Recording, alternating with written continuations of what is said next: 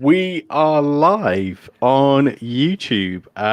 Welcome, one and all, to the Undisputed Podcast. I am your host, Zane, also known by Senpai Zane. As always, I am joined by the fantastic Gentleman Gamer, also known as GG. It's the Undisputed Nerds Podcast, by the way, guys. For those of you who aren't sure what you came along to, instead of just Undisputed Podcast. What are you doing, Zane? What's going on with you? We're live. We're live. He's lost his mind, guys. He's crazy. He's out there. Hello, everyone out there in live radio land. How are we today? How are we, Zane? We are good. Hey, if you're watching this live, drop a comment into the chat. We'd love to see. Who's that? Hey, we're professionals here. Hey, if you like it. We've never had a live chat feed before. I've just remembered I know this is crazy for you, isn't it? Chat feed. So if anyone's got any questions or wants to chime in, just throw it in there and we'll read it out and pop it on screen. Tell me to stop interrupting Zane and stop rambling. Then yeah, go for it. Go for it. Are you all right though, Zane? It's for those who are based in the UK. It is a sweltering heat this week. I have been sweating like a dodgy analogy that I won't use on YouTube. No, it's been hot, man. It's been really hot. I'm already feeling the heat in this room right now. It's been crazy. But yes. You're doing okay? Yes, doing well, thank you. Been doing lots of reading in the glorious sunshine, hitting those comics. I'm excited for the times when you and I can actually do this podcast. Don't raise your eyebrows at me like that. I'm excited for the times when you and I can actually do this podcast like in the same room. Like that, we can now meet up. It's just the question. Me and Zane live in different townships to each other, but it's still relatively close. So I'm now waiting for the day when I can actually be in the same room and we have no more audio quality issues. We live and learn. Yeah. Should we go straight into some news and then we'll move on to the main event? Yeah, the main event. Yes, we can do that. Yes, let's do that. So, for those who are new, maybe you're listening to this for the very first time, what we like to do is just cover a few news bits and then we like to talk about the meat of today's subject. So stick around. We're going to talk about some Loki and give you some Easter eggs and some breakdowns. But before we do, let's have a look at some news stuff. You've limited it down to meat now. It used to be meat and potatoes, and now it's just meat. I know. I got to get on that vegan diet, really, haven't I? I can't just keep calling it a roast in so many ways. You've taken out the wrong thing if you want to get on the vegan diet, mate. You just leave it as potatoes. That's what you want to do. Jeez. But yeah, go vegan. Absolutely. Kicking things off. No, don't do that. Meat's great. No offense to anyone who is vegan.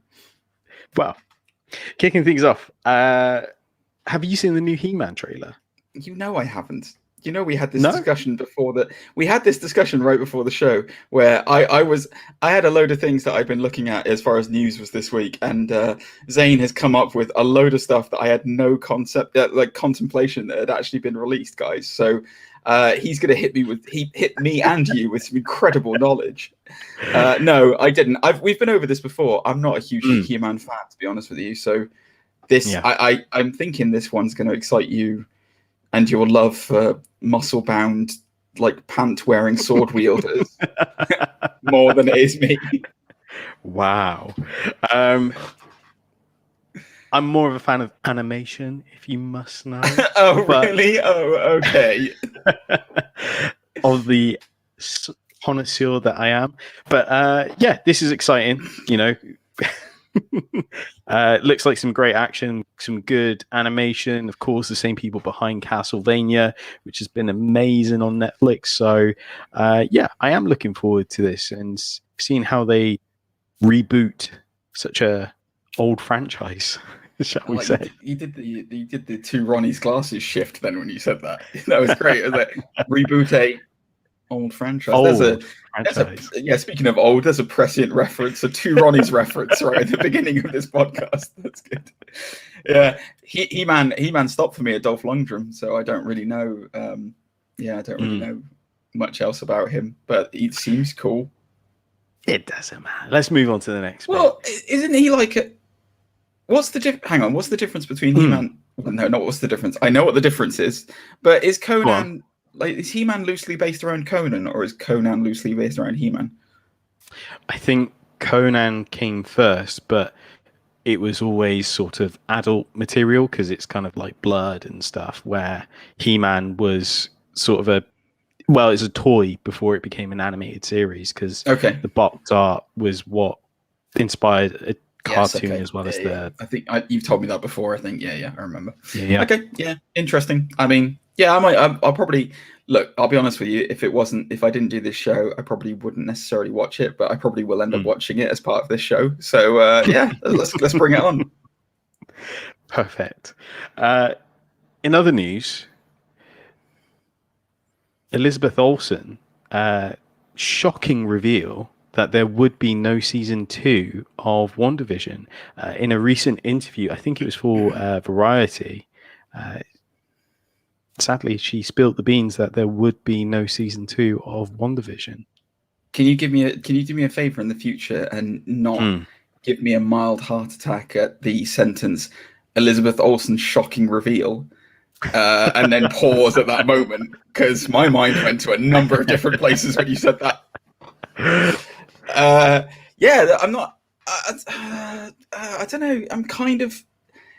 I was shocked when I read it, and then I was like, actually, I mean, that kind of makes sense, doesn't it? Really, I guess a lot of her story is going to be continued or expanded in Doctor Strange, which she's already confirmed to be in. So I don't. I'm not. I mean, I'm not terribly disappointed by this. I'm disappointed to not see more Elizabeth Olsen on screen because she is gorgeous and I love her. But yeah, I don't. Yeah, I mean, I enjoyed WandaVision. I think it kind of. I feel like WandaVision's problem was it went on too long. Like for me, 9 episodes was too much, I think. But I understood why they had to establish this craziness going on at the beginning. But I felt like it was too long, WandaVision. So, and they did do a very coherent bringing together of the story and setting her up for Doctor Strange. So, yeah, not terrible. I mean, it's sad, but in a way, but also kind of like, don't do too much of a good thing, kind of, kind of. Absolutely, yeah. I think the show, more than anything, and it wouldn't surprise me if they do this with more shows, is just raise that character profile. Because in all the previous movies leading up to that, she's always kind of been a secondary character or just in the background. Like there has never been massive amount of character progression where this was a sole focus on that one character and Vision as well. But it's kind of moved her into the sort of main event here to opposed to just being a background character, which I really like. I wonder if it's going to be how Marvel approach all of their kind of like B-list characters moving forward, because it's interesting you say that, because the other piece of news that wasn't down here that I was going to bring up with you was that, did you see that Anthony Mackie pretty much confirmed how long he's going to be Captain America for? No, I didn't see that. So I'm going to paraphrase because I haven't got the news in front of me, but he basically said, I'm going to keep doing, I'll be Cap until I'm kind of in my 50s, and he's in his 40s now. So that's about 10 years, basically, that he's going to be Cap. And obviously, Captain America was the Falcon was not a main, like he's not a main. What's the word? Like I guess like there's like A level tier Avengers from the movies, like Thor, original Steve Rogers, Captain America, Iron Man, and then there were all the characters who kind of underneath who got kind of, for lack of a better word, overshadowed by those main tier guys. Sure. And I think Falcon was probably one of them. So he's just had his own series. And then they're obviously doing Armor Wars, aren't they? That'll shed the spotlight on War Machine. Yeah. Ms. Marvel is coming up. Yeah. I think I think Marvel looks like what they're trying to do is set up a lot of the backstory and character development for what they want to be A-list characters in the TV series, and then bump them up to film, maybe. or I'm completely off, and everything that's going to happen in Loki that we'll talk about later is going to disrupt everything. Potentially. But yeah, I think this is a good thing. I think it's a good thing. It's done everything it needed to do. It's made all the characters successful and everything. Don't go to the well once too often, kind of thing, I would say. Yeah, absolutely. In other news, have you seen the pictures of Jensen Ackles Soldier Boy? I have seen them. I did, yeah. He looks like he's getting into really good shape, doesn't he, Senpai? Yeah, he does. Yeah. Good. That's all you got to say on the matter, is it? Yeah, I mean, cool. Looks cool. Cool. Yeah. Right. Okay, good. Yeah, for those of you who aren't reading between the lines right now, I believe that I was about to say I believe that Jensen has a thing for Zane, and then I was like, no, right, that's not the right word. I believe that the lovely Senpai Zane has a mild crush on Jensen Ackles, but I could be wrong. Why are you making out I have crushes on everyone? It's not that I'm making out. Okay. Sorry, like for those of you who are frequent listeners to our podcast, you will know he definitely has a Batfleck fascination, 100%. I still haven't received any fanfic yet from of Zane with Batfleck, but I'm hoping it's coming. Don't make that noise. Of course, you haven't. Now it's Jensen Ackles. You love some supernatural. I mean, I watched the first 5 seasons. Right. But hey, it was a good TV show. He makes a better Jason Todd in Batman Under the Red Hood. Oh, you mean the voice, right? Okay, yeah. Okay. Yeah, voice acting. But I was going to say, like, he's too old to be Jason Todd now. I have nothing but respect for Jensen Ackles, but like, too old. But he's going to play as Batman in the Long Halloween animated movies. Oh, is he? I didn't know that. I didn't know he was doing the voice for that. Yeah. Interesting. Yeah, that's out soon as well, isn't it? Yeah, but it's going to be split into 2 parts. Oh man. So, these are the kind of things that I miss out by not listening to the Otaku podcast, your sister show. Sister show? That's what it is. Not a brother show. Or a cousin. No. Not commenting on it. I'm leaving it there, Zane. Oh dear. I'll tell you who else is leaving it there. Black Adam won't be making an appearance in Shazam 2. Seamless segue. Absolutely seamless.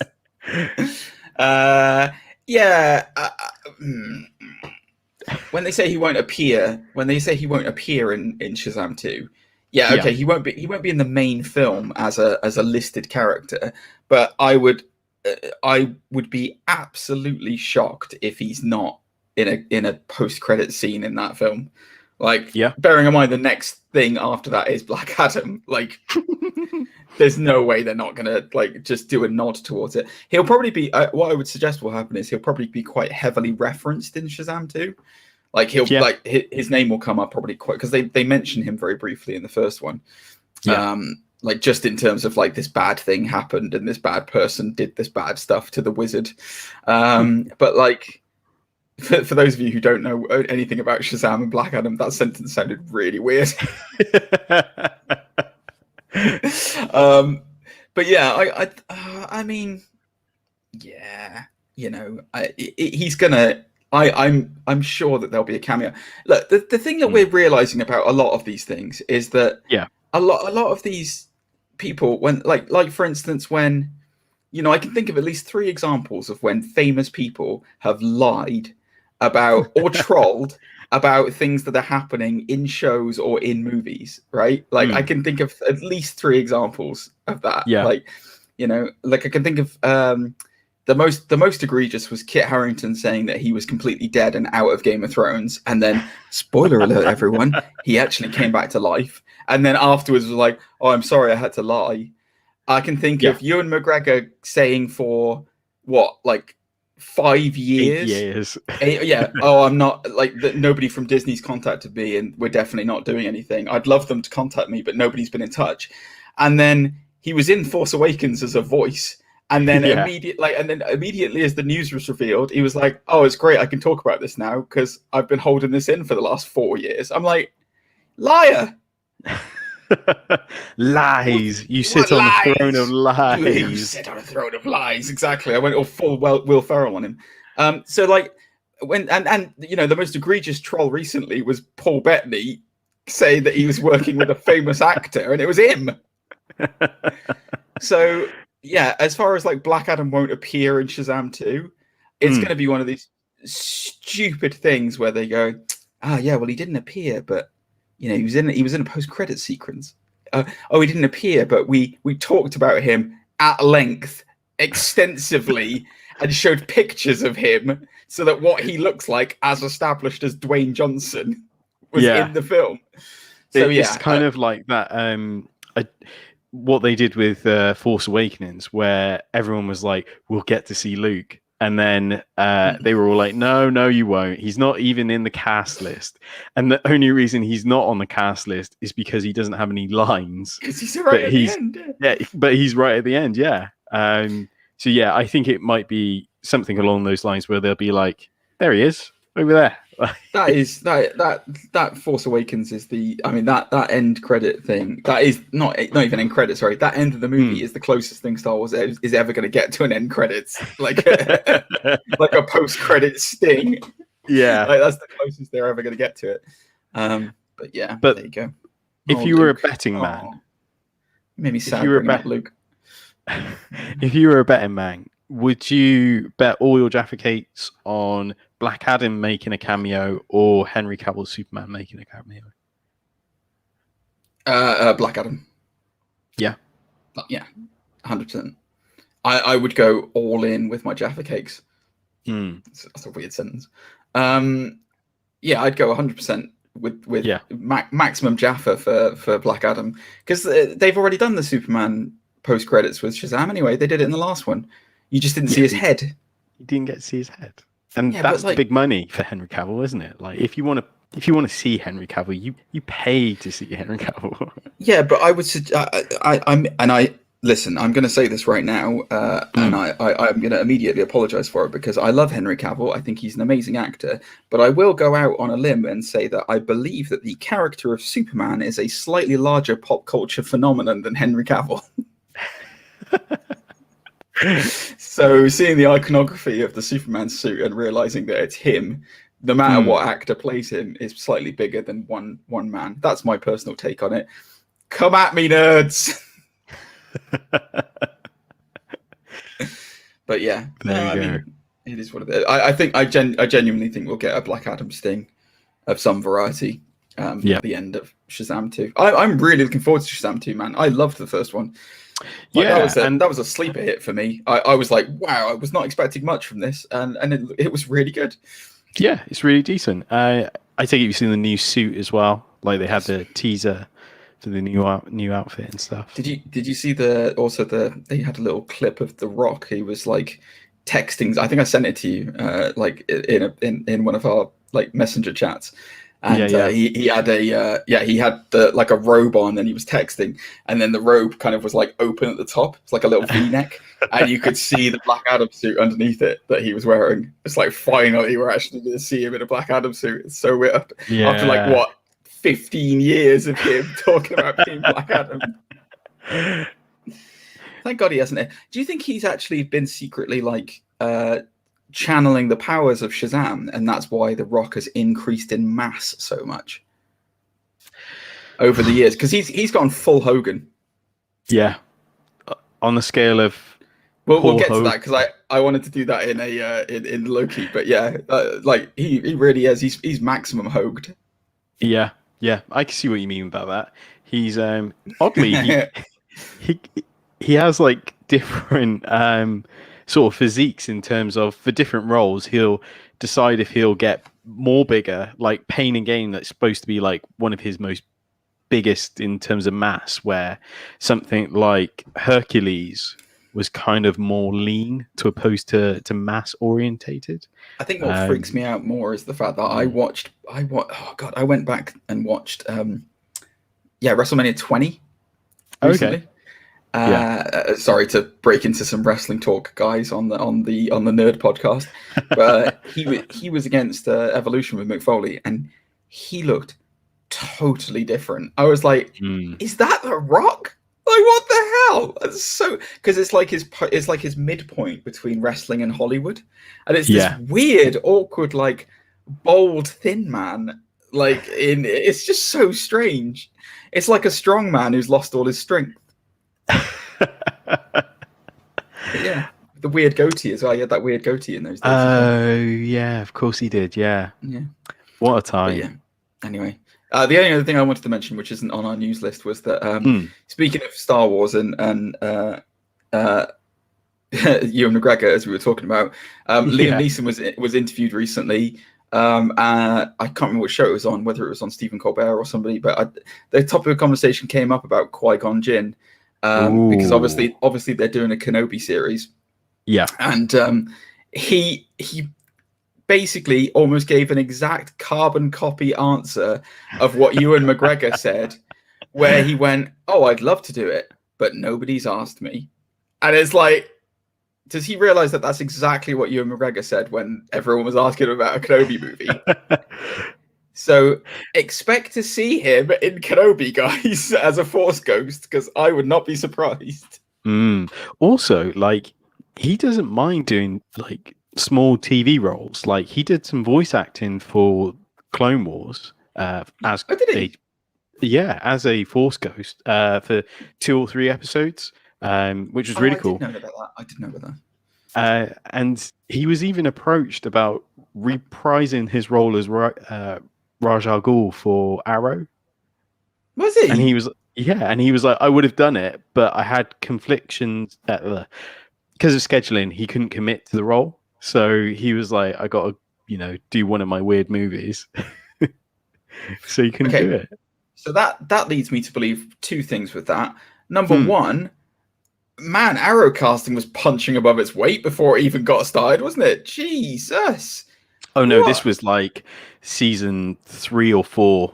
It wasn't brand new by any means. Wait, when does Raish come into it? I thought he came into it in like, because who ended up playing Raish? Wasn't it like it's like, what's his name? The guy from Doctor Who. What's his name? I have no idea. Captain Jack from Doctor Who. What's his name? John Barrowman. John Barrowman. He doesn't play. He doesn't play as Ra's al Ghul. He plays as Malcolm Merlin. Oh, that was. What's bad about this? What is really bad about this is I've watched Arrow. And I can't remember anything about it. I really can't. I remember there being a flashback on the island. I remember there being some stuff with the Lancers. And like, but I remember Flash a lot, but like I remember Flash TV series, the first 3 series of Flash a lot clearer, and then I lost pace with that. But I remember those series a lot clearer. Is that a pun? Yeah, it is. Yeah. You picked up on it. I'm glad. But no, I really enjoyed Flash. Arrow. The other thing about Liam Neeson was like, how bad is his movie career right now that he's just like accepting roles in Arrow? Like, how many Taken films did he have to make? But he said he just loves the character, and I guess for him, if there was an opportunity if it gave him an opportunity to be Ra's al Ghul all over again, then interesting. I just absolutely love the character. It's a fascinating piece. Sorry. I don't know whether I'm going more Sean Connery than I am Liam Neeson on that. That's a new scale. Scale of ineptitude for my impressions, you mean? Jeez, honestly. I tell you what, thinking about it, he'd be great in the new Highlander if he was Ramirez. Can you imagine? I can see Spanish that. Ramirez. Whoa, what was? I don't know what that was. That was good. That was a great impression. No, it wasn't. Anyways, we can stop simping over Ramirez. So you're going back to the bat flag.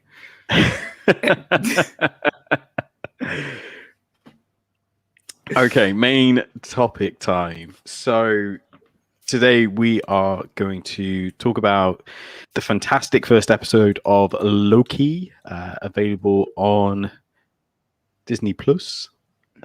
Disney Plus. Disney Plus. Disney Plus. Start off Slightly, with, Jim. do you think this was disputed or undisputed? Well, I mean, you've given it away in the name of what you thought about it by saying the fantastic first episode of Loki. Well, I want Disney to pay us, so. Oh right, okay, yeah, that may they may be listening. We're going full sellout already, guys. 100% undisputed. Like this was amazing. Like, yeah, I've said to you, for the regular listeners of our podcast, I've said for a while I've been super hyped for Loki for a while. Mm-hmm. Like I was looking forward to it a lot, and oh man, the first episode did not disappoint me. It was amazingly good. This was everything I wanted from a Marvel series. This is what I've been waiting to see from a Marvel series, since the get-go. Like quirky, crazy, cosmic, just fun. With revelations of stuff that is to come, that is going to be I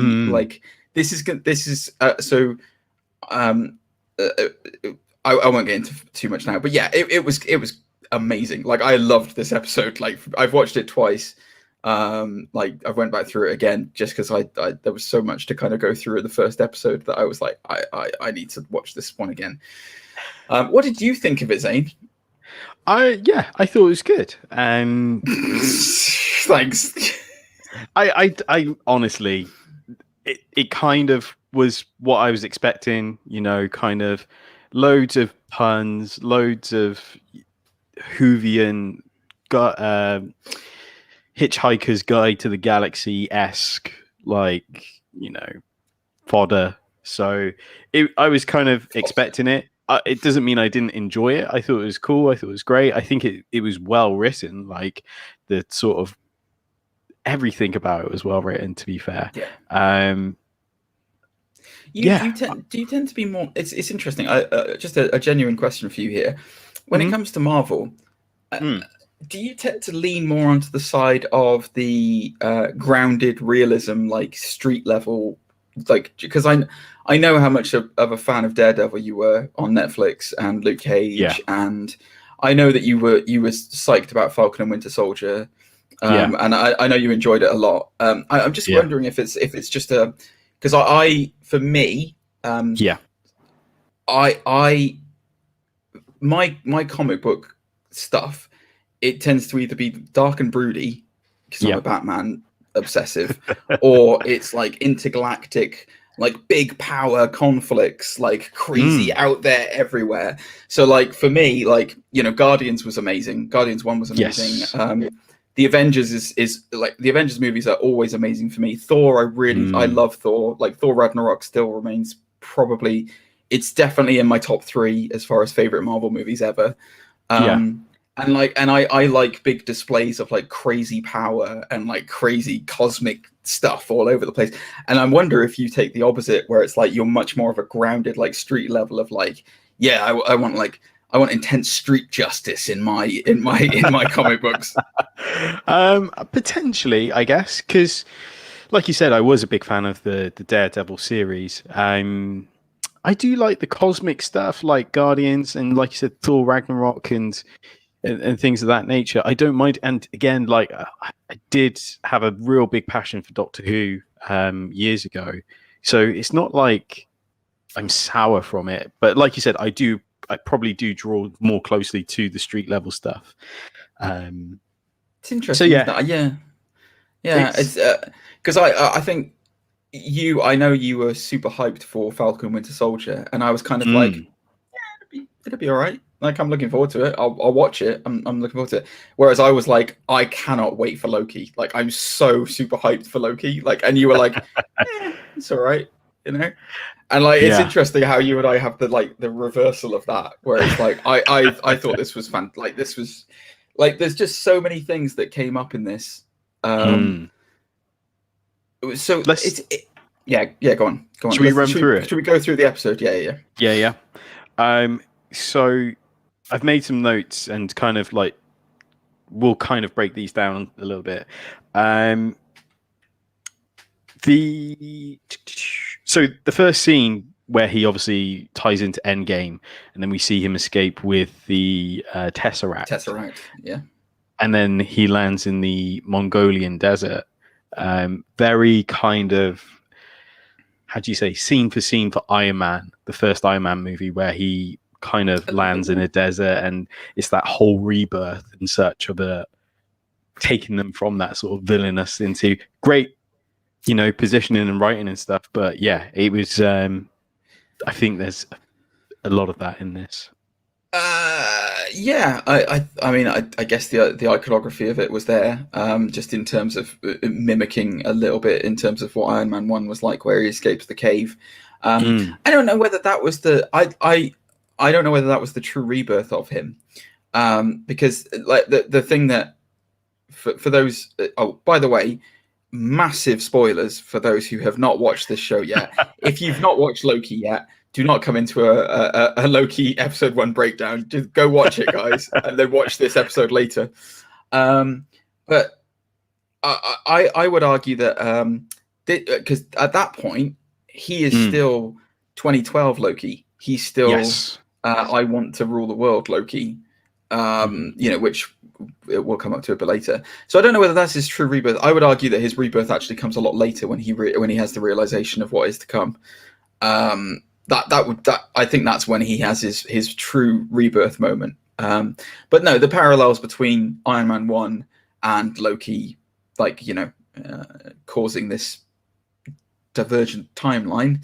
Yes, yeah. It is there for definite. You are correct to that. It's nice that they got. Did you notice that they've because a lot of that was actually kind of differently shot, because that's obviously they took a scene from Endgame, but when he mimics Captain America, it's a different sounding mimicry. Because I looked at the Endgame, I went back and watched the scene from Endgame, and I was like, if that's like for like, and it's not. He sounds way more like robotic in the in this version than he does in the Endgame version. Like he sounds different in the Endgame. There's version. A cutaway as well, isn't there? Because halfway through that scene, it cuts directly to him, to opposed to the wide shot that was used. Yeah, when Hulk is punching the lift.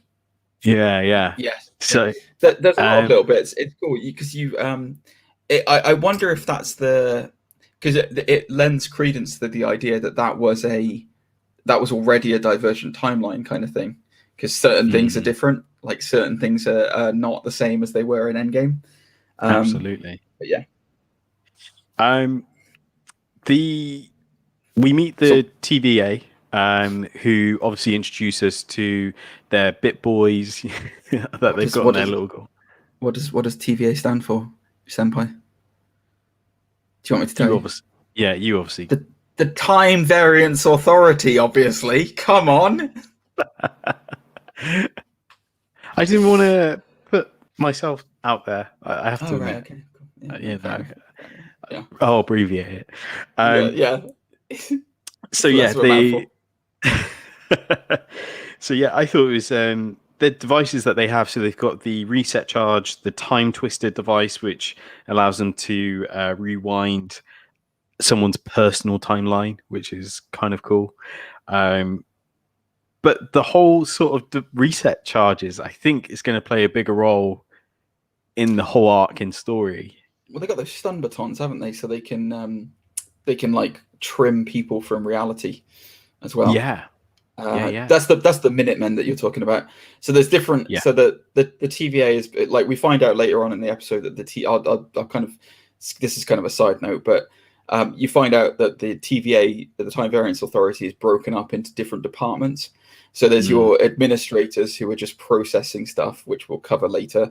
There is judges, again, we'll cover later. And then there's also these Minutemen who are basically like the army foot soldiers of the TVA. And so they have loads of different, they've got different equipment basically, but they're the boots on the ground. So the idea behind the TVA is that whenever a timeline is again, we'll probably cover this in a bit, but whenever it's breached, they send in the Minutemen to go and fix it and effectively cut off that branch of reality. And yeah, so they've got loads of different weapons. And yes, it's like what did you say the name of it was? The grenade. So there's a reset charge and time twister. Yeah, it's the reset charge. Yeah, I think you're that's obviously going to play quite heavily, I would guess, into the future. Into the future, I have a theory about that actually in the future episodes. So yeah, we can talk about that. Moving on. So we get introduced to, like you say, the staff, the admin, and everything else. Do we talk about the weird little Easter egg that happens? Maybe it happens a little later on, actually. We'll get to that in a moment. Are you talking about the person? Yeah. Yeah, we'll talk about that later. So yeah, there's all this sort of time crime that happens in France in 1549, where a nexus. A great way of putting it. It's time crime. Time crime. Where there's the popular WWE tag team Crime Time. So there's a crime. That is a time-based crime. There's a crime at a time. It's a time crime. Which is to do with the Nexus event. And like you say, we see a branch kind of growing from there. Should we go into that, actually? Because in order to explain a lot of the episode, I guess you need to explain a lot of the context for what's going on with it. So the idea is that there are these... So when Loki travels to the TVA and gets processed by them, we find out that including an amazing scene when he gets stripped by a kinky robot. And my question to you, based on that, we have a scale on this channel, guys, to describe what we can only phrase as buffness. Was he? Where did Tom Hiddleston place on the scale of Loki? On the scale of Loki, he placed all Loki on the scale. Where did he place on the scale of Hogan? It's a very good question. I don't think he's a Hulk Hogan, but he's somewhere just above Paul, I think. I think he's the midpoint between Hulk Hogan's son, Chris Hogan, and Hulk Hogan himself. I'd even go one further and say he's probably more like a Logan Paul. Whoa. Where's the leave button? Where's the leave? Where's the leave? It's unbelievable. I can't believe you've done a Logan Paul reference. Don't bring him up after that Mayweather fight. Do not bring him up. Yes. Anyway. I just want to, on a side note of this as well, another side note, as I've got a million of them. My brain functions like some kind of weird. My brain is literally like the time. When they describe the time variance authority, and there's all these branches breaking off into a million different things off the one time. That's what my brain's like. It just there's so many variants in my head. So many strings to pull. Yeah, it literally is. So Tom Hiddleston is fantastic in this. Like I as far as like crushes is concerned, I have a big nerd crush on Tom Hiddleston. He is. I recently watched The Night Manager, which I didn't see when it was on TV originally. He is amazing. Like, he's so good. I know he went through that weird thing where he dated Taylor Swift for a while. That was odd. But like, God, he's just so good. Like, he's so good. And he's amazing in this as well. Like, the emotional weight he puts into those scenes later on where, we'll cover it at the time. But like, God, it's just brilliant. Like, he's just so good. I love him. But yes, he is fantastic. Going back to what I was saying, the time variance authority, the idea now is and has been confirmed as this series is that there is a set timeline in the Marvel Cinematic Universe. So I guess did they say if it was pre-Celestials? I assume it would have to be pre-Celestials, wouldn't it? For the Guardian, like these three Guardians of Time. Potentially. Well, they mentioned that there was a time war, yes, or a time battle, almost like a secret war, wasn't it, Senpai? Yes. If you're wondering what big event they're stepping up for, in the future, I wonder. Hickman's like, pay me. Yeah, exactly. Yeah, his chair just rose another feet with all the money he stashed under it. So there are these guardians that protect time, not the Guardians of the Galaxy, but these Guardians of Time who have basically established the Time Variance Authority. And after the chaos of this seemingly multiverse war, they established the Time Variance Authority to maintain what they describe as a sacred timeline. Which means that so these guys, to do an establishing thing of this as well, these guys are like ultra powerful, like ultra powerful, like the most powerful beings we have seen in the MCU so far, like far and above anything that we've seen like previously as far as the MCU is concerned. So they maintain this predetermined MCU timeline, but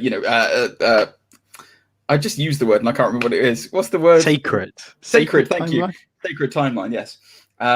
They make the TVA basically keep it so that it goes the way it's supposed to go, and any variant of that, any deviation from the course of what is supposed to happen, say for instance like Loki picking up the Tesseract and escaping when he wasn't supposed to, that is an anomaly event that threatens this sacred timeline. And basically if the sacred timeline gets disrupted, it's chaos or a multiverse of madness. Roll credits. So that's the establishment of what the TVA is. They are like crazy, but they're also weirdly bounded by 70s technology. Well, it's future technology, but with a 70s or 50s decor, isn't it? Yeah. It's this kind of like it's this boring 70s office decor, and it's obviously in stark contrast to the like incredible powers that they have. Yeah, exactly. So as we were mentioning, that anomaly becomes a Nexus event, which we got. There was the advert back in WandaVision regarding the Nexus sort of tablets, the fake ad, because of course, well, not everyone knows, but we know that Wanda is a Nexus being. Yeah. So she is almost like a not fixed point, but kind of like a sort of anchor as such, I suppose. No, I think the idea wasn't it that she could create or control time points and events, like Nexus events, basically. She Feige confirmed it not long ago that she is the most powerful Avenger, even above Captain Marvel. Her powers are like huge pairs. It's a whole probability as well, isn't it? The probability and chaos probability. Do you think the devil in the glass window is? I have a theory about that, but I don't know whether you want me to talk about it now or save it until the end. Well, if I talk about it now, then no, I'm going to save it to the end because we have to talk about. If I talk about that, we have to talk about the end of the episode. But okay, I do, in answer to what you were going to say, but not the way you think it is. Okay, we'll get into that in a moment. We get to see Loki in court, and one of the cool things about that is there's a mural sort of painting of the timekeepers, like you mentioned, but one of the people standing next to them is Stan Lee. So there's a painting. I saw that. It's like a group of them, isn't it? Yeah, I saw that. Yeah, bless him. Did they confirm that is Stan Lee? Because it kind of looks like him, but I don't think we ever get a nod as to whether or not it was. It's just I think they've drawn it on to say like he's like a watcher or something. Because that's what's hilarious about this. Because I don't know. There's been no confirmation, as far as I'm aware, about whether or not, because these guys aren't the same as the Watchers, are they? Like No. like the TVA don't control the Watchers. So if that is Stanley was seen as being a part of the Watchers. So then where does their relation to the TVA come? You know what I mean? Like what? Like how does that work? So or it's a little thing that they've put in for Marvel nerds like me to overanalyze and go crazy about before they just say, "Nah, they're not connected. That's just a random bloke."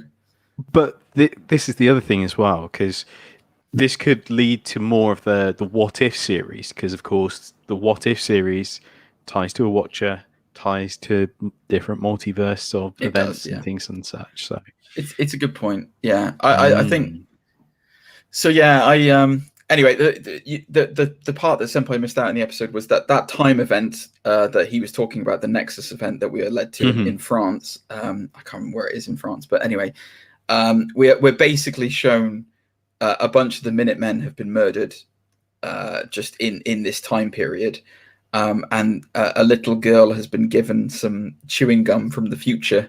And obviously it's a huge, from the TVA point of view, it's a huge variant event and causing a lot of problems. And wow, himself, Owen Wilson, as Agent Mobius, is there trying to work out what's going on and realizing it is this mysterious. Well, we are made aware that there is a problem that the TVA have with their agents dying, and seemingly there is somebody out there who is fundamentally aware of the universe and how it works, and is causing a whole load of drama for them. Interestingly, as well, a little side note. I noticed this during, like, I only noticed this when I watched the episode, and I'm sure it's been talked about a lot. But Agent Mobius, the key to Tony Stark understanding time travel was inverting a Mobius strip. Oh. Did you notice that in Endgame? No, I didn't. Interesting. Yeah, I don't know what I'm sure it's just a cute little, like, hey, by the way, his name's Agent Mobius, and the way that Tony Stark understands time travel is by inverting that Mobius strip in the simulation. And it's just a nice little throwaway. Like, I'm sure it's just a throwaway thing. It's nothing special, but I just love the fact that they put that in there. It's like, yeah, that's that. But yes, so yeah, there's a big bad that is hunting down Minutemen and causing time anomaly problems that the TVA are trying to clear up. And it looks like Agent Mobius is responsible for stopping him. He's responsible for stopping extremely dangerous variants, I think he says a bit later on. Yeah, he sounds to be kind of a head honcho in that department. Yeah. So with the courtroom, I don't know if you picked this up, but the judge is Ravana, which is, historically speaking, the love interest of you're going to talk about Kang, aren't you? Yeah. The Conqueror, which was heavily kind of foreshadowed with all the little animations and being part of the... Well, he's confirmed for Quantum Mania, isn't he? Exactly. Yeah. I think New Rockstars mentioned something about that, because they were saying that I think Eric Voss on it was saying that he's sure that one of the heads behind the judge is Kang. Yeah. And he's selling the farm on it, and obviously the fact that head is right behind the love interest judge was kind of another thing that he was like, yeah, that makes more sense. But I don't think we're going to, so the first thing, I don't think we're going to see Kang in this. I do not believe we're going to see Kang, unless it's similar to the cameo thing that we'll talk about a bit later on, potential Easter egg cameo thing that we'll talk about later on. Yeah. But unless we get like a little, there's a man traveling through time back there situation. I don't think we'll have a focus on Kang. I think they're saving him for Quantum Mania for a reason. Marvel normally don't do villains in the traditional sense. There's normally some twists or some like changes to them. Like, for instance, I mean, Kang is a unique case in the sense of, like, he's originally Iron Lad. Like, he's a superhero called Iron Lad who grows up and becomes this time traveling tyrant, effectively known as Kang the Conqueror. Now, I don't really see how they can tell that story without having started it already back in phase 1 of, you know what I mean? Like it's hard to run that story. A lot of people were theorizing that the boy that Tony Stark meets in Iron Man 3 was going to turn out to be Kang. You know, that he was the original Iron Lad that would then grow up to be Kang, which I would, you know, I can kind of see that. But then they've obviously gone different with the casting of actual Kang. But is he actually going to be Kang? That's the other side of it, is that, you know, Marvel, again, you know, the thing we have to realize about, and I've been saying it throughout this whole thing, please pay us, Disney. They lie, you know, because like we look at Mandarin in that same film. Like what a sack of poo that was. I mean, and then there's been a number of times when they've said they weren't going to do something, or they've said that something wasn't happening, and then it does happen, which is why when we talk about my theory at the end, we'll talk about why I think what I think. But yeah, I don't think we're going to see Kang in this. I really do. I think it's Kang is too much of a Kang is too much of a Kang of worms to open up for this Loki series. It's too much to explain for one Loki film. I think one Loki story. Fair enough. So but Mobius saves Loki, doesn't he, from the Dirge? He does save Loki, our boy. And then they have their sort of interaction, battle of minds, who's smarter than who, and things of that nature. Some really good sort of interactions as well. Like, as sort of a back and forth, Owen Wilson was a great sort of casting. Oh, I mean, the casting in this is fantastic. Yeah. And all the actors, the way the actors, they are knocking out of the park with their performances. I would say I don't know if it's necessarily so much a battle of. So the way I saw that when I watched it back the second. Sorry, you're smiling. No, it's okay. I think I know where you're going to go with it, but go on.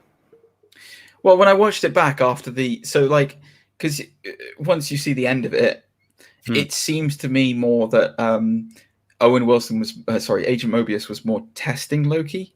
It wasn't so much it was a battle of minds. It was more of a trying to gauge what type of variant he was, and whether or not he could work with him. Because I think that he tries to get down to the crux of why Loki acts the way he acts. Because there's, you know, in the comics, there's loads of different variations on Loki.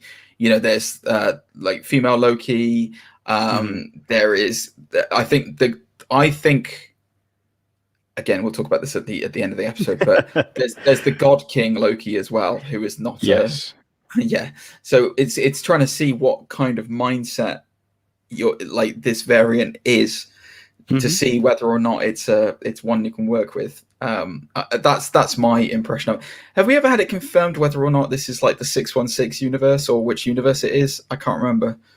Yeah, so when Loki watches the tape and sees all the future events, the tape ends, and on the tape it says 616. Okay. Yeah, so for those of you who aren't in the know, as a way of trying to get through to Loki, I guess, is the best way of saying it, and get past all this pompous bravado that he had in the Avengers when he was trying to take over the world. Mobius shows him his timeline, because obviously they're the TVA, so it stands to reason they would have access to your entire life. So yeah, Mobius shows him his timeline, and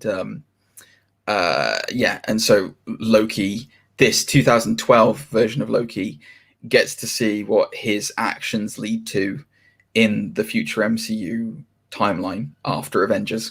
Because basically, that's the thing you have to remember with this, is that this Loki stopped after the Avengers. Yeah. Also, I guess it's a great way of speeding up this Loki to be as close to the Loki we loved at the end of, Ragnarok. So it's kind of a way of speeding up to be like, he's going to be as close as we can, because he's going to experience everything by watching these two movies. Yeah, it's a Wonderful Life, basically. Yes, it's a Wonderful Life. I think so. Yeah, there's a bit. Zane, you're probably going to carry on with this. So there's there's a bit straight after this where he manages to escape from Agent Mobius. So before he sees his future, he manages to escape from Agent Mobius. Yes. And this is the same Loki who's obsessed with the Tesseract.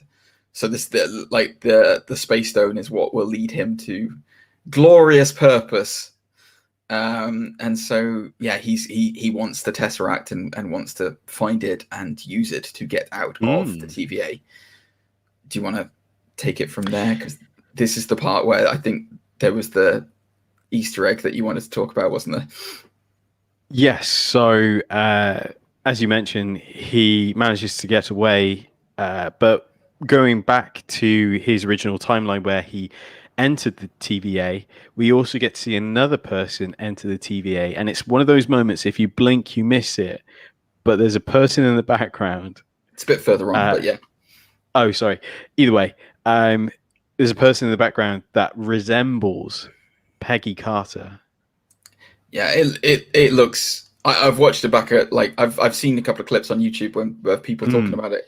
Again, I think shout out to New Rockstars for mentioning it, because it really. I mean, it pretty much is her, isn't it? Let's be honest. I don't see there's any.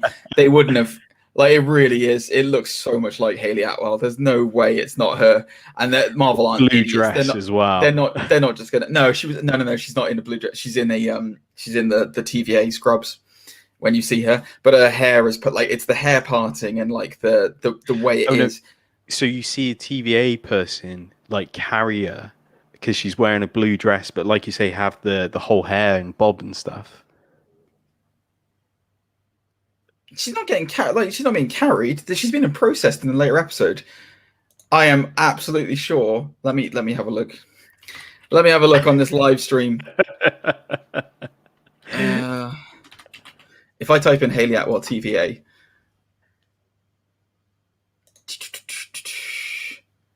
that's great. It's giving me a load of pictures of Hayley Atwell, which I was expecting. Talk amongst yourself, guys.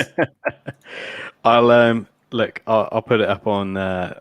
I'll put it up on here as well. You're right. Oh, she's in a blue jumpsuit. She's in a blue jump. It's not a dress. She's in a blue jumpsuit. But yeah. It's. I mean, the hair is absolutely identical. It is her. I'm absolutely sure of it.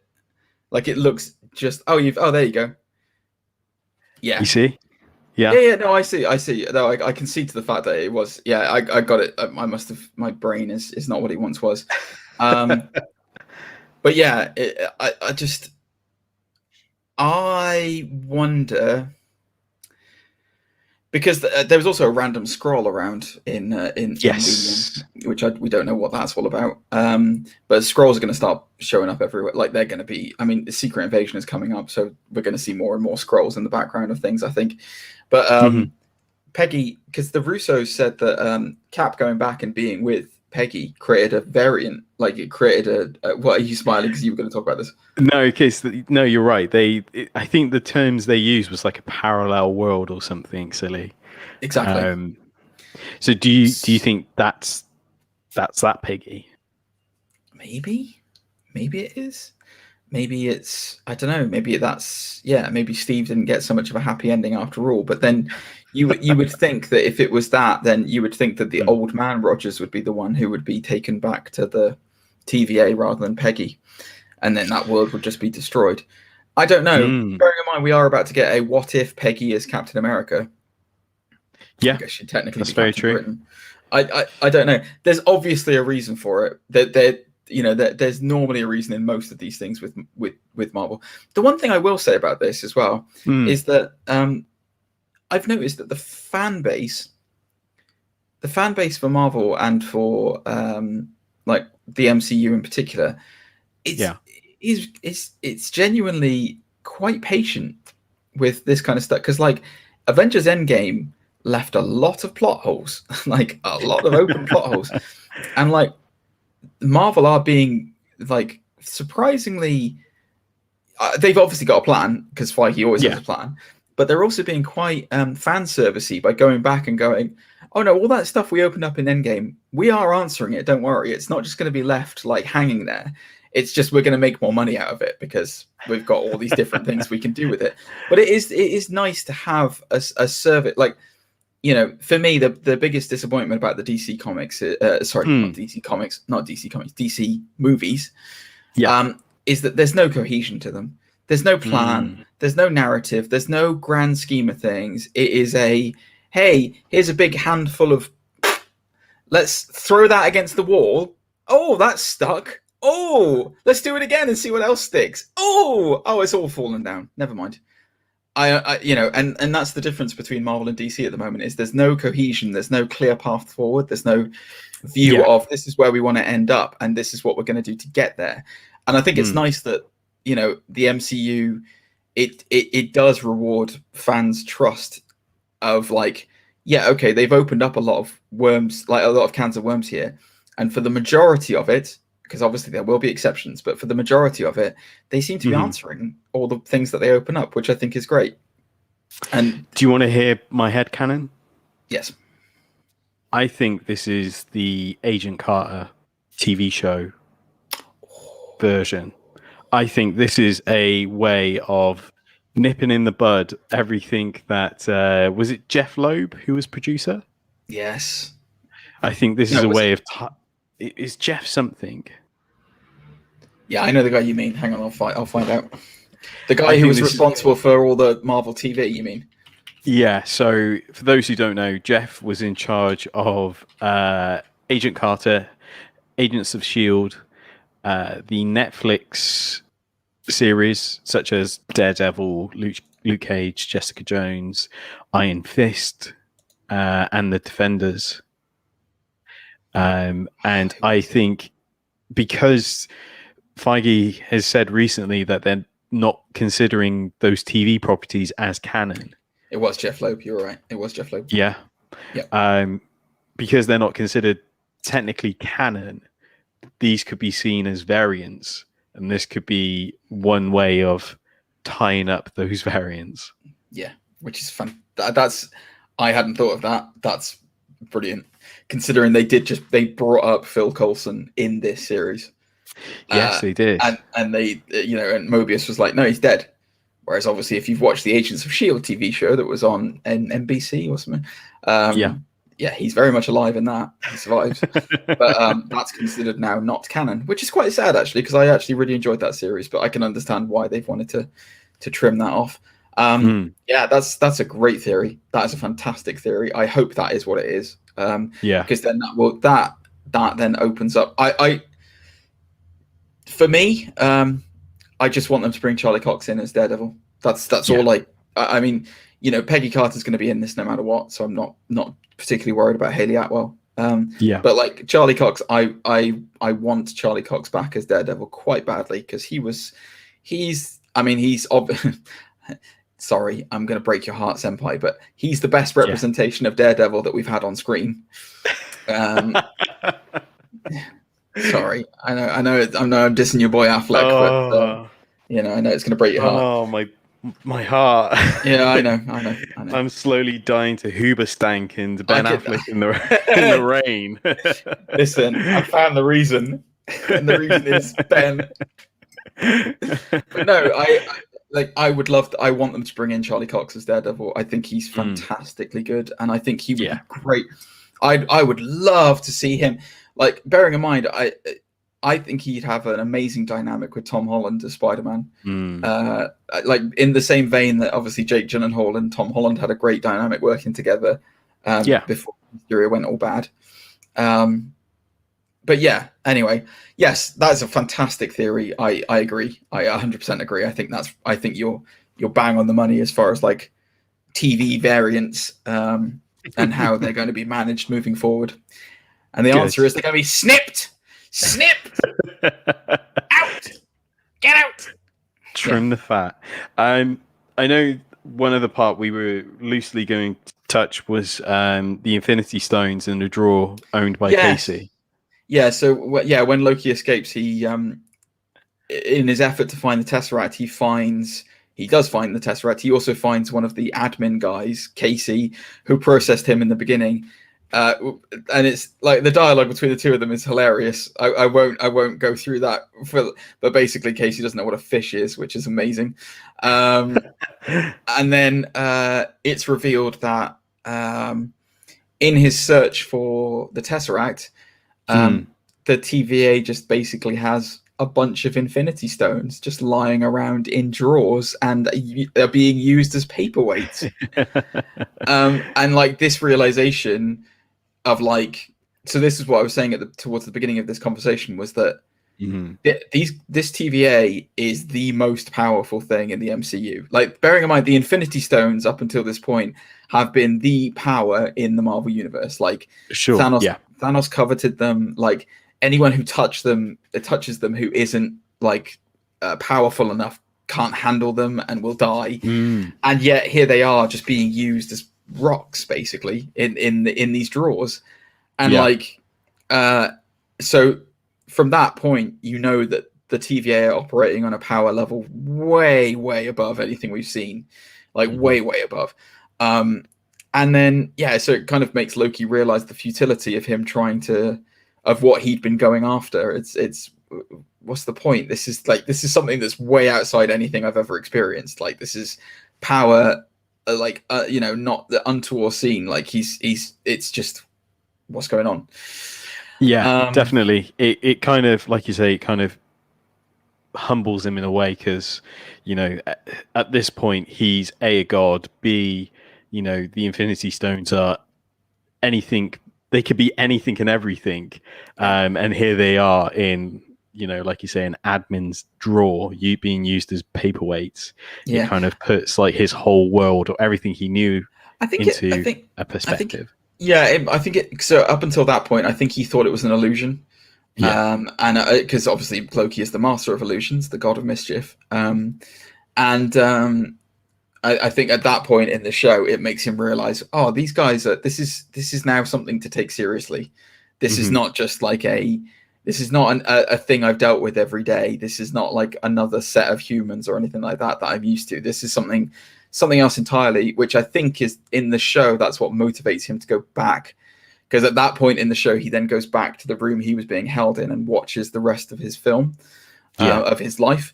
That is the most poignant part of the show for me. And like, that was the part of the show that I probably resonated with me the most, because you watch Tom Hiddleston's acting in that, and he literally, so the way that Thor was in Endgame, because he'd gone through 6 years of his whole family dying, and his brother dying, his best friend being killed because Heimdall dies, all of this, and like you see how it affects him in Endgame, and Loki gets all of it, including his own death, in 5 minutes. And like the way that Hiddleston manages it as well. The part that broke me up the most was when I completely forgot about this, but was when Odin calls him his son. And it's like I completely missed that, because obviously one of Loki's huge kind of personal demons is the fact that he's an adopted child, because he's the son of Laufey. And it's never really processed in Ragnarok either, is it? Because as soon as that happens, Hela appears, shows up. I guess the only time you fully realize it, I think New Rockstars might have talked about this as well. I'm shouting out them a lot because they did incredible. They've done a couple of incredible pieces. Credit where credit's due. They've done a couple of incredible pieces on Loki on their show. So go and check out New Rockstars if you get the chance, guys. They're very good as far as theories are concerned. It's when Odin calls him. It's when in Endgame, when Loki describes himself as Odin's son, because he's obviously he's an adopted child. He's not Odin's biological son or anything like that, but he is an Odin's son, and he can see his brother. That's the brilliant part, because throughout the episode they always refer to him as Laufey's son, don't they? Like on his file, he's Loki Laufey's son. Yeah. So this, so based on the revelation of his mother dying, his father dying, and the kind of person that he turns out to be, and the bond, surprisingly, the bond that he has with Thor that is rekindled in, Ragnarok and then further on in Infinity War, before he dies. It's that brings him to the conclusion of he had no idea what he was doing in his life, and the path that he was on was not going to end in the glorious purpose that he thought it was originally going to. Yeah. And it's amazing. Like, it's an amazing moment. And Hiddleston. Oh, I'll tell you what we haven't talked about, actually.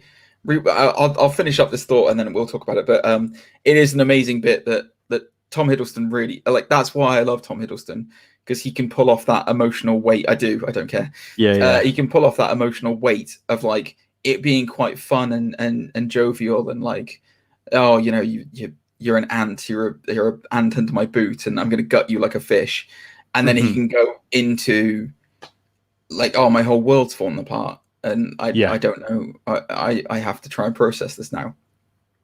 One thing we didn't talk about is, so it seems like the Asgardians have been, I was going to swear then, have been messing around with humans for a lot longer than we originally anticipated as far as the MCU is concerned, because it is revealed in this episode that Loki is the mysterious thief DB Cooper from the 70s, which was an interesting scene to see, to say the least, because I think everyone saw that in the trailer and thought, oh, it's going to be like, how is he using the Bifrost to escape? Oh, this is all that. And it's like, that happened before, mate.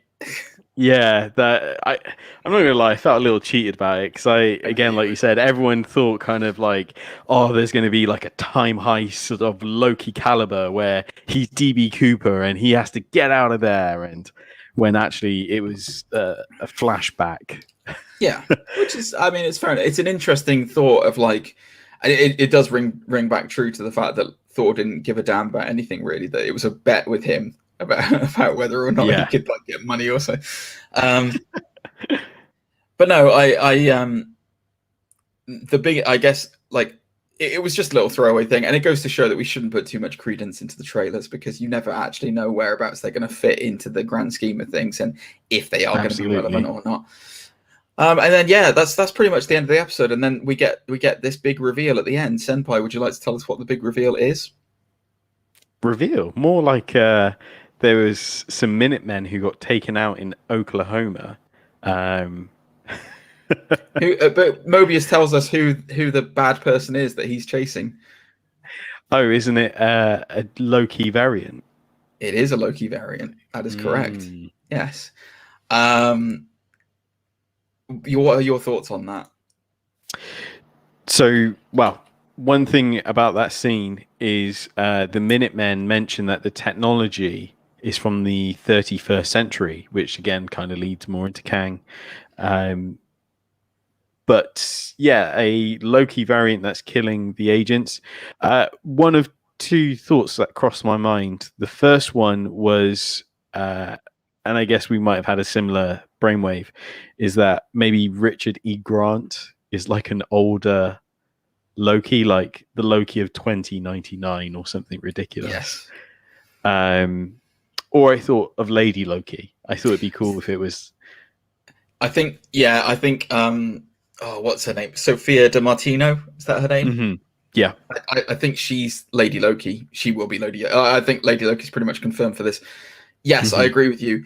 So my theory is dependent on Richard E. Grant being the Loki variant. So if Richard E. Grant is not the Loki variant, and it does turn out that it is Lady Loki who is the evil variation, then my theory is gone. But my theory, what we were talking about earlier on, was that there is a very poignant point where in France, Agent Mobius asks the little girl who did this, and she points to a stained glass window of the devil. Now, for those of you who are more astutely aware of the Marvel Cinematic Universe and everything like that, WandaVision was supposed to, I don't care, it was supposed to introduce Mephisto, and it never did. So Mephisto is a demon. Mephisto is effectively the MCU. Mephisto is effectively the Marvel Comics, version of the devil. he has his own dimension where it's basically hell, and he causes a lot of problems with heroes in the MCU. He's responsible for oh god, so many things. Like he's responsible for Ghost Rider. He's responsible for like Spider-Man and Mary Jane not being married for a while. What's it? No more day. One more day. One more day. That's it. Yeah. He's responsible for the twins of Scarlet Witch and Vision. They're part of his soul. In the comics, this is. So anyway, basically, Marvel Cinematic Universe, Kevin Feige, and they've been teasing Mephisto for ages, and he is a big bad on like a huge big bad. Like he's one of the core pillar big bads in the Marvel universe. So they have come out and confirmed already that the stained glass window does not represent Mephisto. That has been debunked by Marvel already. And the director of the episode as well, I believe. Yes. So it's Loki that she's talking about, because obviously the horns can be confused for the devil. However, my thought on it is, what if Marvel are being absolute jaffers? Yes. And they're pulling a double swerve. Yeah. Because you and I have spoken about this many, many times, about how I have the very fundamental belief that Richard E. Grant, who they have cast and is confirmed for this series, how I believe he is playing Mephisto. Yeah. And what if it is actually so we know that there's been this we know now from the series that there's been some kind of like cosmic dimension war. Like there's been a time variant war. Basically, it's an essential way of saying there's different multiverses, there's different universes, and they're all a multiversal war. Now, bear with me here. Stick with me. What if, so Mephisto reigns over a dimension, like he reigns over his own universe, like that. That's What if part of this sacred timeline is stopping him from interfering with everything else? Like, what if the sacred timeline is similar to the way that the Ancient One was like a guardian of the Time Stone and stopped Dormammu? Like, what if the TVA's responsibility is to stop other beings, other creatures, and their universes from interacting with the main one? Okay. So my thought is, what if everyone thinks it's Loki, and maybe Mephisto is pretending to be Loki because he needs him for something, and then the big reveal will be at the end where they've been chasing Loki, but in actual fact it's Mephisto causing these problems as a way to open up his dimension to others so that he can get more power or do whatever he needs to do. That was my thought. Discuss. I see. I kind of like it because, like you say, it's Loki has a history of working for a big bad, i.e. Thanos. So that makes a lot of sense on paper. It could even be that Sophia Di Martino as Lady Loki is working for Mephisto, Richard E. Grant. Yeah. That's exactly what I was just going to say. It could play out that way just the same. I just wonder where they would go after. Would they then use Mephisto in Multiverse of Madness, or no? Because it's the Nightmare. It's supposed to be the main villain. No, it's rumored to be the villain. What you might find happen is, it's not necessarily. They haven't necessarily said it's going to be Nightmare 100%. I think what you'll probably find is it'll probably be an amalgamation of Nightmare, Mephisto, and a bunch of like what's his name? Oh God, Cthulhu or whatever his name is, the one who gave Wanda her power. But because they even mention a nightmare department. They do, yeah. And it's like, why would you need a nightmare department? Like, what is the point of a nightmare department? And my question is maybe there are variances that have come out from a nightmare dimension, i.e., like hell, that maybe Mephisto doesn't want that to happen. I just think it's like, wouldn't it just be classic Marvel to be like, they immediately debunk a rumor to say, "Now that's not what that's in reference to," and then turn around right at the end and be like, "By the way, it wasn't in reference to that, but he's still over here." I can totally see them doing that. I can totally see them doing that. And yeah, anyway, that's my theory, is that I don't. Also, the other thing that we have to take into account is that Feige has said that this series, more than the other two, have greater ramifications for the MCU as a whole. Ooh. He I can't remember which. He has said that. I know he said that. He said that. Yeah, I have seen. And it, you know, bearing in mind, WandaVision was kind of like touted as this like MCU altering event, which in a way it did, I guess, but also not really. You know, I mean, great. You know, Scarlet Witch is now officially Scarlet Witch, and you know, it's been confirmed that she's super powerful and is going looking for her kids. And we got Vision back, I guess. Got Vision back as alive, but like this one already. I mean, like I will say this, and we might get comments on this. In the first episode of this show, I have had more revelations and more expanding of the Marvel Cinematic Universe than I have done in the previous two series combined. Because think about all the things that could potentially come out of this. Yeah. And they're definitely leading to Secret Wars as well, by the way. I think they're starting to sow the seeds for Secret Wars. I totally agree with you there. I don't know if it will happen yet. It will probably be one of those things that will happen in 10 years' time, but yeah. But Zane, how can they do that when Venom is in his own universe? That's how we get all of the Fox property on the board. Like I do think that's where we're going with this. This is going to be mutants coming in, like this explosion of, because look, ultimately, okay, I've got a question for you now. Prediction for the series. Sure. I want your honest opinion on this. Yeah. I think you and I can both agree, right? Yeah. That by the end of this Loki series, that sacred timeline is going bye-bye. All right. It definitely is.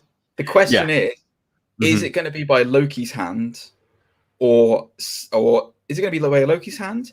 Is it going to be by Scarlet Witch's hands in Multiverse of Madness looking for her kids? Or is it going to be by a big bad that we haven't seen yet?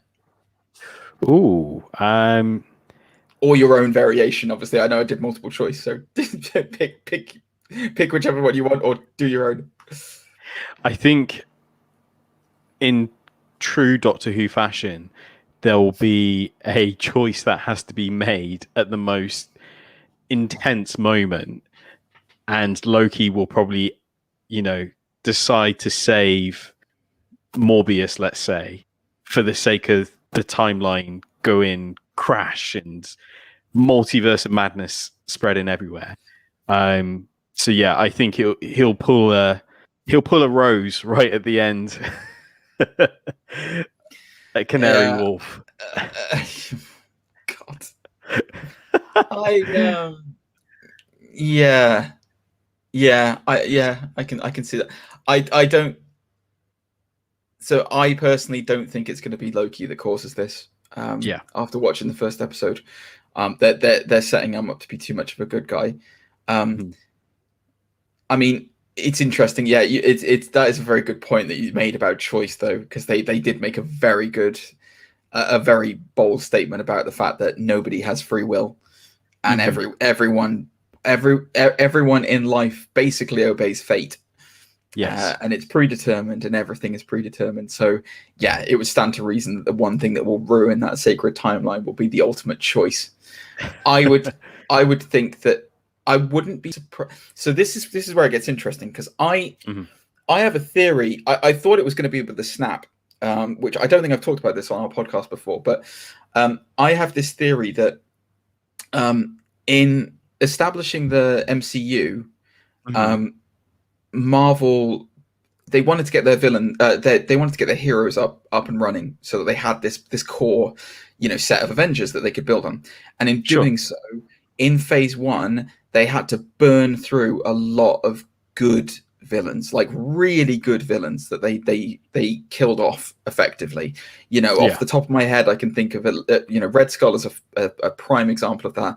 And yes, I know they brought him back as a Soulstone Guardian, but come on, that's not Red Skull. Like, let's not beat around the bush. Like, it's not Red Skull. Anyway, they burned through a lot of really good villains that they could have done a lot more with, and that was one of the biggest criticisms. I'm thinking of him. I'm thinking of Malekith in the Dark Elves. I was in just going to say Dark Elves. Yeah. Like, they've burned through a lot of really good villains, and my theory was because this was before Fox bought them, of course. They bought Fox. But my theory was that the snap, as well as bringing back all the dusted people, it was also going to bring back all the villains that we'd seen get killed. So you were going to suddenly be able to use these villains again, and have them. But my mind is changing now to the point where potentially we could be getting variants of this. So, Red Skull showing up in the future in present day with Cap might suddenly happen. We might see robotic Arnim Zola instead of the dot matrix printer Zola that we got in Winter Soldier. Malekith, there might be a dimension where Malekith won, and suddenly you've got the War of the Realms coming over. Like, this opens up so many possibilities for them to do so many different stories, which is fantastic. Yes. I hope they don't just use it for mutants, but I hope they bring back some old villains. So I think that the choice, going back to what we were talking about, I think the choice will probably be about. I think you might be right in the sense of, like, now you said that, because I said that Loki wouldn't cause it, but I think you might be right. I think Loki probably will cause it, because I think he'll probably have to make a choice about whether or not his mum dies or something like that. Whether his father lives or dies, and that, or Thor. Maybe it's even Thor. Maybe Thor lives or dies, and he makes the choice to, I don't know, I don't know whether Tom Hiddleston's coming back after this. I hope he is. I'm sure he is. Like, I hope so. He's already done 10 years, and he's still here. But that's the thing. It's like, he has already done 10 years, and that's, I suppose, Chris Hemsworth has, and he's not going anywhere as well, is he? He's Marvel. Their casting is, I almost swore, phenomenal. Like, it's so good. Like, I cannot picture anyone else as Thor. I cannot picture anyone else as Steve Rogers. I can't picture anyone else as Tony Stark. I can't picture anyone else as Loki. Like, I can't. Like, it is such great casting. I would argue that the only places they've kind of fallen down a little bit is, I don't know whether Black Widow and Hawkeye are the best castings as far as the comics are concerned. Sure. But I mean, they're incredible actors. Don't get me wrong; they're really good. But just in terms of their comic representation, I think I probably would have preferred Emily Blunt as Black Widow. Speaking personally, but it is interesting. But no, I mean, like, I just can't. Like, Tom Hiddleston, he is the only villain from Phase 1 that is A, still alive, and B, is so endearing that he has come back time and time and time and time again, and is like this ultimate cockroach survivor. Like, he just survives everything. It's great. So I really hope he does come back. I hope he hasn't. I hope he shows up in Love and Thunder. I really do. Yeah. The other thing I was kind of worrying about this TV series, like, of course everyone loves Loki. He's been around again for like 10 years, but then I did wonder if this is almost like 8 years too late. Like, if this came out at the height of Loki mania, shall we say, I wonder if it would have been any different, or anything else. So I think the show itself would have been very different if it had been a Loki focused show back then, because they are using Loki as a vehicle to paint a picture of where they want the MCU to go. I see. I don't think if it had been Loki back in 2012, none of this about the TVA would have happened. Nothing. No, because you have to have you can't. That's such a difficult topic of conversation to get into, Senpai. Because then Endgame had to have happened for this series to have happened. Because I guess without the inception sort of time travel. Yeah, and I was just going to say, without that and the whole sort of Thanos, because it's almost like the fourth dimension stuff. Like once you go into New Gods, it's just kind of like whoa. Yeah. Like once you get into that side of things, it's just unimaginable. Well, I mean, to a point. Yeah. The thing that I always get confused with is, as far as comics are concerned, when it gets to cosmic level, I always get confused between this and the DC cosmic level, because the DC cosmic level is the stuff that I love, where it's like Cronus going back in time and seeing the hand at the beginning of time, and then it turning out to be his own, and then the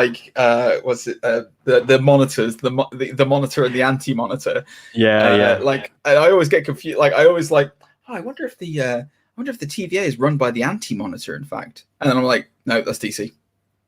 Immediately in my head, I'm like, no, it's DC. But yeah, I don't know. I think the one thing that we can both agree on, maybe I'm slightly more enthusiastic than you on this, is that this, judging by just this first episode, this episode was completely undisputed. It was fantastic. Like, I am very excited to see where this goes. I'm wondering if we should just live stream this whole month and just talk about the reaction and get it out on a Friday, because like it's so good, man. It is so good. I loved it. Like, bearing in mind it only came out the day before yesterday, and I've been at work the last couple and I've been streaming and I've watched it twice. I don't get much time anymore, guys. So it goes to show, a testament of the show, that I've managed to fit it in twice to watch it. So There we go. Cool. I guess it's time to wrap things up. I know it's been a long little conversation, so we may as well wrap things up a little bit. Little conversation. A little less conversation, a little bit more action. Oh, he's back on the bat fleck.